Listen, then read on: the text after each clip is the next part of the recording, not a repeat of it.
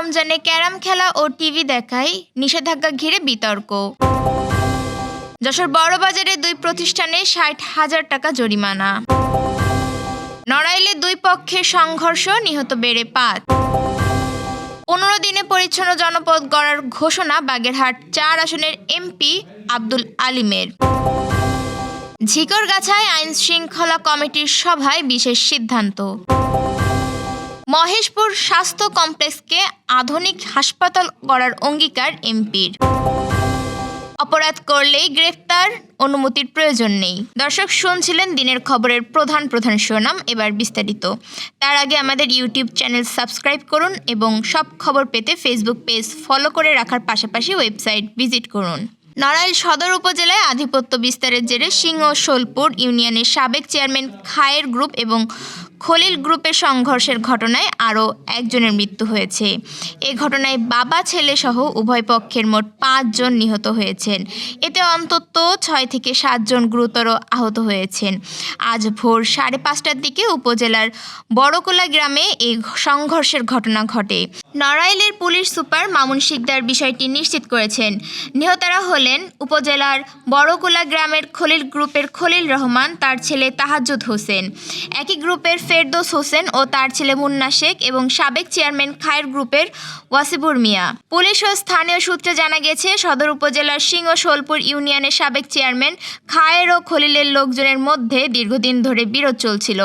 এর জেরে সোমবার ভোরে বড়কোলা এলাকায় 2 পক্ষের মধ্যে রক্তক্ষয়ী সংঘর্ষ হয়। এতে দেশীয় অস্ত্রের আঘাতে ঘটনাস্থলে খলিল গ্রুপের রহমান খলিল, তার ছেলে তাহাজ্জুদ হোসেন ও একই পক্ষের ফেরদৌস হোসেন ও তার ছেলে মুন্না শেখ মারা যান। এ সময় গুরুতর আহত সাবেক চেয়ারম্যান খায়ের গ্রুপের ওসিবুরকে উদ্ধার করে নড়াইল জেলা হাসপাতালে নিয়ে গেলে জরুরি বিভাগে চিকিৎসক মৃত ঘোষণা করেন। নড়াইলের পুলিশ সুপার আল মামুন শিকদার বলেন, এলাকার পরিস্থিতি স্বাভাবিক রাখতে ঘটনাস্থলে অতিরিক্ত পুলিশ মোতায়েন করা হয়েছে। এ ঘটনায় আইনগত ব্যবস্থা প্রক্রিয়াধীন রয়েছে। যশোর বড়বাজারে জাতীয় ভোক্তা অধিকার সংরক্ষণ অধিদপ্তর যশোর জেলা কার্যালয়ের উদ্যোগে বিশেষ অভিযান পরিচালনা করা হয়েছে।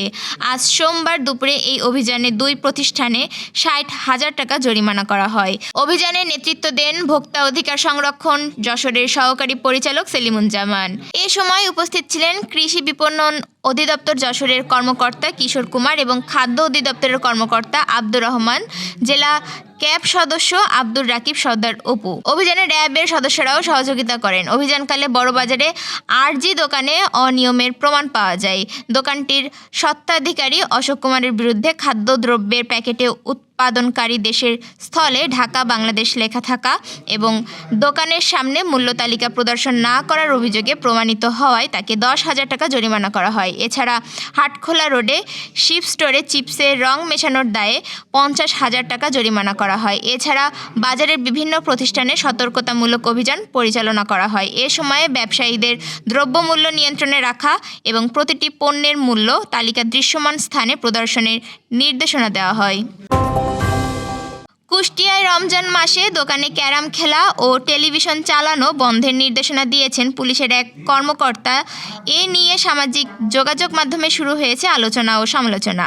গত 22 ফেব্রুয়ারি ইসলামী বিশ্ববিদ্যালয় থানা এর আওতাধীন পাটিকাবাড়ি ক্যাম্পেইনের ইনচার্জ মসিউল আজম 4 দোকানে ক্যারাম ও টিভি বন্ধের নির্দেশ দেন।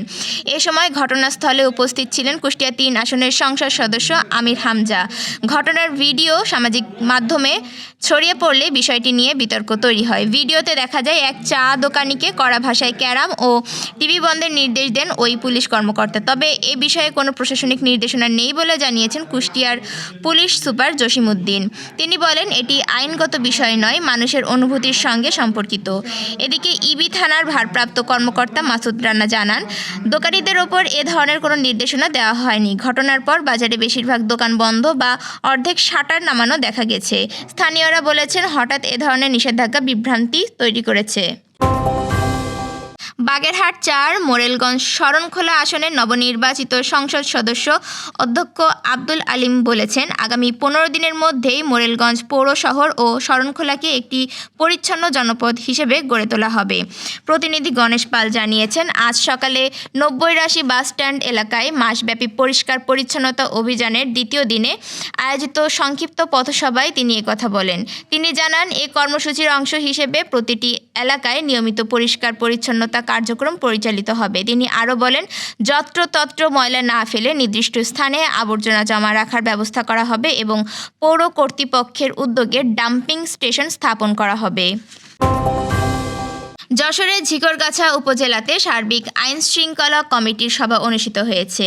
আজ সকালে উপজেলা পরিষদ কনফারেন্স রুমে আয়োজিত সভায় সভাপতিত্ব করেন উপজেলা নির্বাহী অফিসার রনি খাতুন।